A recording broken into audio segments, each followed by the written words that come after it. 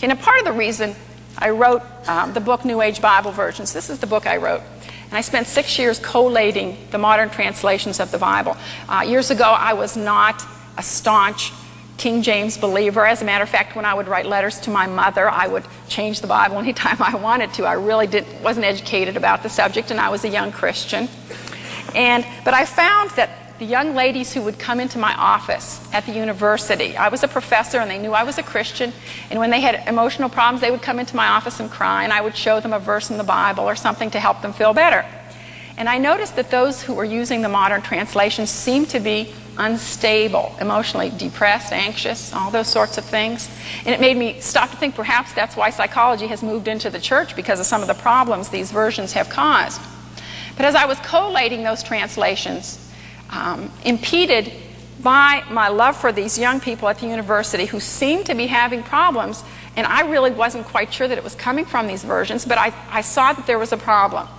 I looked in Matthew chapter 4:18, for Jesus came to heal the brokenhearted, and that verse is completely omitted in the new versions. Looked at something simple like be of good comfort in Luke chapter 8, entirely omitted.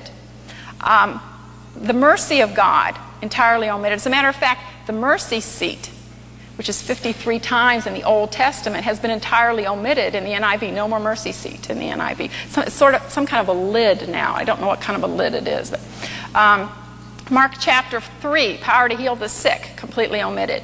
Acts chapter 3, the lame man was healed, completely omitted in the NIV.